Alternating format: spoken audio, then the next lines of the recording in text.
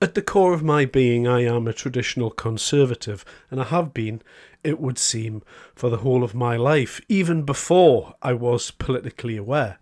And for a long time in my life, I actually wasn't aware of politics. I woke up, I went out, I went to work, had a drink with my friends, got married, had kids and all the rest of it. And really, it's been only over the past kind of couple of decades of my life that I've become interested in politics. And certainly since around the time of the Brexit debacle, I became especially interested. So I've been keeping a close watch, I would say, over the last decade. Now, aside from my boring political history and my reasons for being a Tory, which are as well especially boring, I like low taxes, small government, business, making money, striving for a better future, accumulating assets, tough on law and order, strong borders, just your regular garden variety Tory. However, since 2010, I believe the Tories have betrayed my trust and, I would argue, the people of this country. And so I've now shifted to reform. The reasons why I've catalogued in depth on all of the videos that I've done on this channel. It's not the Tories, it's not Labour, it's not the Greens. They would be in my darkest, deepest nightmares. And, whoever else, whichever independents out there, which I consider them to be a joke. So really, the only option I feel is reform. And so I was watching an episode of The Daily Tea and Jake Berry was on there. Now, Jake Berry, ideologically speaking, is very close to where I sit. Having listened to everything that he said in the past, he generally speaks my mind, not all of the time, but he generally does that. And listening to his conversion from Tory to reform, you get the distinct impression that he is the formula, he is the reasons why, as we lead up to the next election, we're going to see a lot more of these. And of course, Camilla and her tag team buddy on the Daily Tea, they're both Tories. Camilla describes herself as a Thatcherite Tory, so she's going to be a Tory till the day she dies. The other chap, he's a bit like Boris, he's a kind of a liberal Tory, and he kind of sneaks in those smarky little comments there. You pick up on the sneer of people, I think, and when a Tory sneers, you know it's a Tory, but when a liberal sneers, you really do know that a liberal is sneering at you. And so these two kind of attacked him really directly on his specific reasons, and they put to him, the only reason that you're doing this is to get your seat. And he gave his reasons quite upfront, quite direct, and I think this is a template for what's going to be happening in future. So here's a few clips from that. Do you support Nigel Farage in his quest for the head of Essex Police? Well, I think it's a breaking story, as you say. I mean, there's clearly footage which I had the opportunity to watch. If it's proven that Essex Police have, in effect, escorted them there, given them a lift there in a police van, whichever it may be, I do think that is completely wrong. The call on the Chief Constable to consider his position, because how can you maintain position of independence where you are apparently seen to have favoured one side of what is a very complicated argument? But I think it also speaks to a more general feeling that we have in the country, where people do feel that the way we are policed depends sometimes on what side of the argument that you fall on. I mean, we hear accusations of this two-tier policing system, and I think things like this just really reinforce that sense that the police are no longer those fair, independently minded actors that we all want them to be in our country. I think Nigel's right to do what he's done. What I think we're seeing now is different. It's very difficult for government and police to deal with. You appear to have low-level protests against migration and the housing of asylum seekers or migrants of any kind in hotels or in communities around the country, sort of all over the country. So there's been one in Epping, one at Canary Wharf, there was one down in Devon and Cornwall, there's been some in the north of England, and it is a general feeling of discontent that is bubbling up across the country, and that's very hard for any government to deal with. And I suppose the question we should ask ourselves is, why is it happening? Now, of course, no one knows the answer. But I sort of feel that the British public, and a lot of the conversations I've had over the last 6 or 12 months have been, they voted Conservative because they wanted change and they didn't get it. They voted Labour because they wanted change and they didn't get it. And they sort of, what's left of them? Okay, yes, I hope and believe that they will support the Reform Party because that will represent real change. But there's a lot of people, I think, out there. It's a very dangerous position for Britain to be in, who say, well, politics doesn't work. So maybe I should just start shouting loudly. Maybe I should join with my friends and neighbours and go and peacefully protest to show how unhappy I am with what's going on in my country. And I mean, that's a huge failure of politics and something we should all be massively concerned about in terms of the safety and cohesion of communities across the United Kingdom. Do you support net zero? No, I don't. What? Because the reason I don't though. support it, let me tell you why, is because net zero shouldn't be something that closes British businesses. I mean, I'm this net zero. I'm actually one of the few Conservative MPs who voted for fracking and is pro-fracking. I have no, I have no desire to see hydrocarbons driven out of our economy. I had a shower this morning, actually, the gas central heating came on and warmed the water for me. I quite like having gas central heating. I have no desire for a heat pump whatsoever.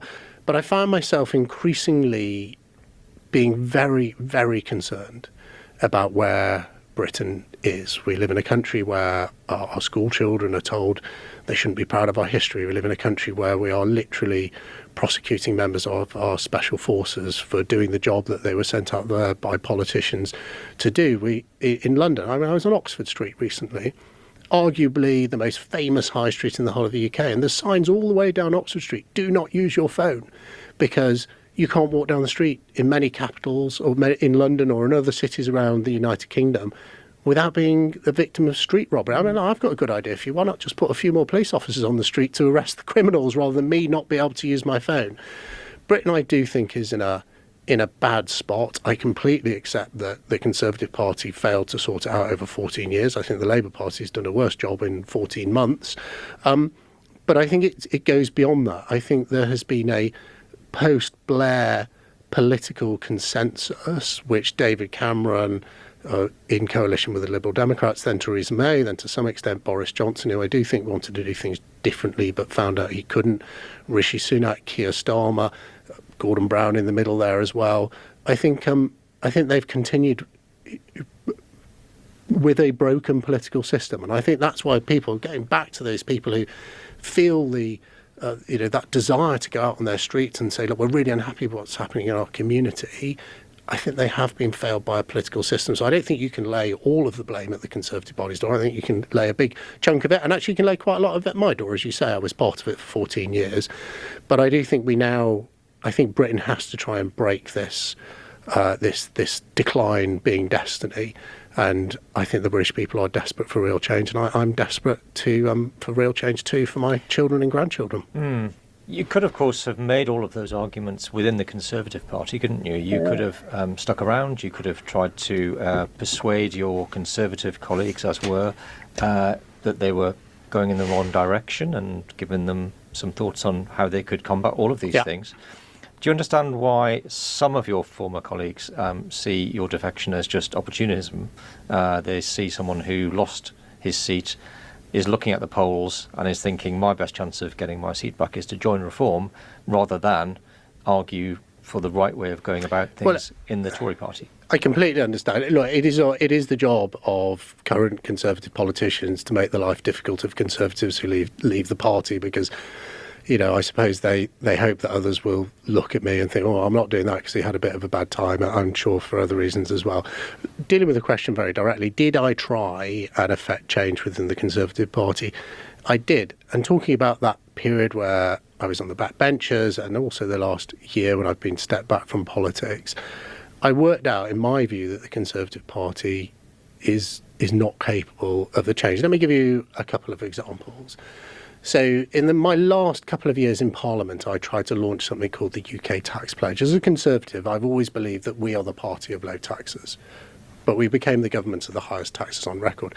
So I went round all of my Conservative colleagues, except those who were in ministerial positions, and said, will you sign this pledge that says that as a Conservative, even if it comes to a budget, you won't vote to put up taxes. Every single one of them, bar about 30, said, no, I'm not prepared to sign that because I think taxes probably need to go up further. To me, that isn't being a Conservative. I try to do that in my own party. I campaign against the smoking ban, which I just think is absurd. The idea that we're going to create a hierarchy of freedom amongst people in the United Kingdom. You will have, in a couple of years' time, the bizarre situation that someone who is 18 years and 3 months old, or whatever it may be, can go and buy a packet of cigarettes, but someone who's 18 can't. I voted against that. That was a complete left-wing policy, personally driven by Rishi Sunak, the Prime Minister. I voted with Suella Braverman and a few of the brave Conservatives to try and toughen up the Rwanda bill. I'm not here to be rude about my ex-colleagues, but my overarching impression, having spent 14 years working with them, is it's all very well. You can put a picture of Margaret Thatcher on your wall. You can say I'm a low-tax Conservative. My mother, she's dead now, used to say to me, when thinking about what I do in my own life, she used to say, handsome is as handsome does. And I think there's a bit of that in the Conservative Party. If it is still a bastion of low-tax, freedom-fighting Tories, then why did we end up with the highest taxes in the history of our country? Why are we doing crazy things like banning smoking, which I know views will differ on, but in my view it's a crazy idea. I did have a very good go at trying to change their mind, but I was never in the majority. Let me say this, and I think this is what the British public have cottoned on to. Take all of those individuals, take Keir Starmer, take David Cameron. We have a political system where there is a view of the political class that announcing something is the same as doing something. Look at the recent announcements by the Labour government. We are going to build 1.5 million homes, or in fact we have built, I think in some cases, No, you haven't. You say you have a plan to do it, which I doubt will ever be delivered. We have fixed the broken foundations of our economy, yet we have an economy that's shrinking and inflation going up. We are going to smash the gangs. We have a 50% increase in the number of people, the ones we measure, entering our country illegally. Others you mentioned, Rishi, Jeremy Hunt, Boris Johnson, we are going to be the party of low taxes, deregulation and freedom. Well, just look what the Conservative Party did. None of that happened. And the British public aren't fools. So there you have it, Jake Berry and his reasons why. And they were quite convincing to me. They seemed to be speaking to me as Jake Berry often has spoken to my mind in the past. All of the things he said was logical, even when he was pressed on net zero. Well, you like net zero. Well, yeah, I kind of like a lovely environment, clean water, nice air, beautiful fields, everyone smiling and singing Kumbaya. I love that as well, but I don't want to destroy British businesses doing it. And he just had the answer. There you go away. The other chap saying, but you're only doing it for your seat. Yeah, well, guess what's going to happen as we move nearer to the next election and all of the Tories see the writing on the wall? I think there's going to be a few Tories beating Nigel Farage's door down by the time we get to this next election for the very reasons that Jake Berry articulated there. The current crop of people talk about policy, they don't enact policy, and I think he nailed that 100%. That is an especially pertinent point, I think, to modern day politics, and everything else that he said about his conversion, and his journey. I think that perfectly mirrors my journey in a way, and I think that a lot of Tories in this country who feel like me, who just want to get back to a normal, everyday Britain. I'm not so much concerned with right and left. I just want to take us back to the place where there was room to grow, where there was law and order, where we weren't obsessed with this woke garbage that we're hearing all the time now, where we stop talking about foreign conflicts and we start talking about making Britain great again, to take a phrase from the Orange Man himself. And all of these things put together, I think that Jake Berry interview there and how he rebuffed all of those criticisms there, I think even by the end he was starting even to convince Camilla a little bit, because I think she realised he's talking total sense here, and I think a lot of other Tory MPs are going to be looking at that. And if there's one thing you can count on with an MP, it's deep selfishness and wanting to stay in post. And I think a lot of Tory MPs are going to be following Mr. Berry in the coming years if things continue as they are. That is a big if, but looking at the lie of the land at the moment, it's all reform. And MPs like their seats, and MPs as well at the back of that selfishness, that narcissism, that sociopathy, they also have intelligence, a lot of them. And they came from an intelligent place of thought, and they've been Tories their whole lives.